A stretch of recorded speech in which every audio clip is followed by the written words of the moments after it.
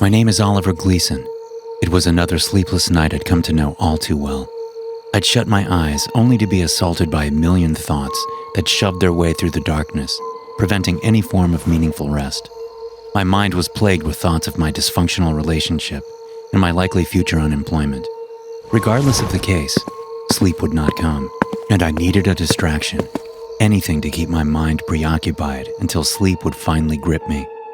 I started up my computer, opened the Tor browser, and started searching through the endless sea of .onion sites that usually brought me little more than mild entertainment, or at best, curiosity. During the almost unfathomable amount of hours I'd spent browsing the dark web, nothing of worth had been found, and I doubted my current session would bring anything more than wasted time. But at that point, it didn't matter. I just needed to distract myself. As always, I started my session by browsing drug-dealing websites. I wasn't aiming to purchase anything. I just found it amusing to read the ridiculous reviews posted by hopeless junkies and disappointed customers.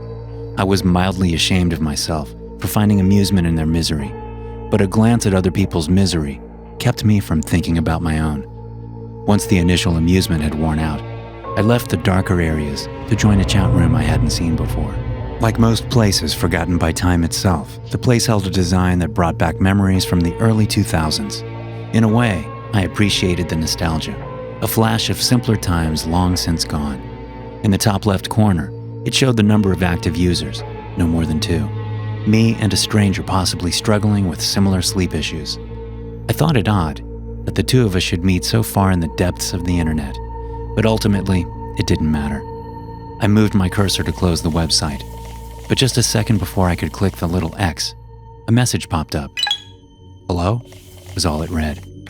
"Hi," I typed back with mild intrigue. "Don't click away from this site, please," the stranger typed. "Why not?" I asked. All the while, my mouse hovered over the X, ready to abandon my coincidental chat partner. "I just need a minute of your time, please. It's a matter of life or death." I let out a sarcastic chuckle at the absurdity of his statement, but at the same time, I could feel the hairs rise on my arm. My body suddenly felt cold, as if I'd stripped naked and exposed to the harsh environment around me. For unfathomable reasons, my body was starting to panic. "I'm just gonna go," I typed nervously. "Don't do this, Oliver." I froze in place with my eyes glued to the all-too-bright computer screen. The stranger had just typed in my actual name.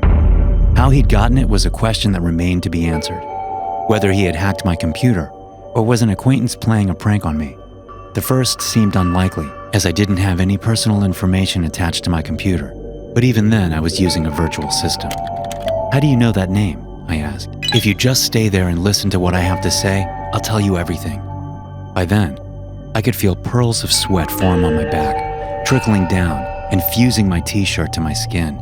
I shouldn't have felt that nervous just because of some random troll, but something about the situation just awoke an undeniable feeling of dread within me. "I'm here," I said. "Your name is Oliver Gleason. You are 24 years old. You were an underachiever at school, but you always falsely considered yourself to be above average intelligence. You thought that if you just put your mind to something, you'd be able to do it. Unfortunately, procrastination got the better of you, and now you're left with little more than a failing relationship you didn't even want in the first place. Your girlfriend, Jennifer, is already looking for a way out. She hooked up with some guy last time she went out. Though she feels guilty, it has made her realize there's just no love between you anymore."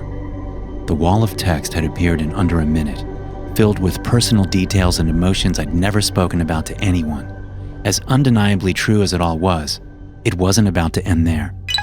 When you close your eyes, you can't imagine pictures. You've wondered for a long time if that is normal, but haven't dared to ask.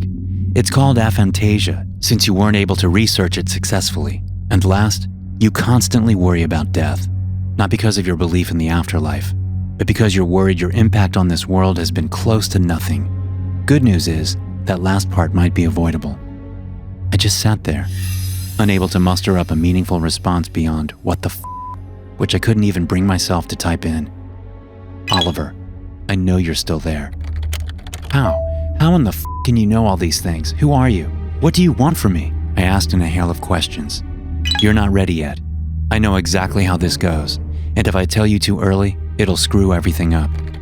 "Not ready for what?" I kept asking, question after question pouring from my fingertips without thought. I couldn't even begin to theorize as to how he knew that much about me. "I'm going to send you something, and I need you to tell me exactly what you see. Is that understood?" I hesitated, my fingers hovering over the keyboard as my mind raced. Whatever the stranger had to tell me, I wasn't sure if I really wanted to know. During our short conversation, the dread had only grown inside me, accompanied by a feeling of impending doom. "Just do it then," I finally responded after what felt like an eternity. No sooner had I accepted before a picture popped up in the chat box. I clicked to enlarge, revealing an all too familiar cityscape before me. "Do you know where that is?" the stranger asked. "Yes, I used to live there." I didn't even have to think twice. The apocalyptic scene displayed before me had once been the view from my childhood apartment. "What do you see?" they asked. All I could comprehend before me was the utter destruction. The houses were mostly ruins, and the roads had cracked with deep pits leading into dark abysses below. There were no people left, but bits and pieces of cloth littered the streets as if ripped from the inhabitants' bodies. The sky itself was overcast, but despite how familiar everything seemed, there were a few new buildings also taking part in the ruins. Houses I hadn't seen during my last visit a few months earlier. "What happened here?" I asked as I searched up any breaking news relating to the destruction of an entire city, but there was nothing to be found. "No one really knows, but look beyond the destruction. What do you see?" "The buildings. I know most of them, but there are a few new ones, and a part of the park is missing," I said as an idea started forming in the back of my mind. "Do you know why?" the stranger asked. Then the idea hit me like a brick, a theory so ludicrous it couldn't possibly be true. Yet I felt it as a fact with absolute certainty. "The picture is from the future," I said. "That's right."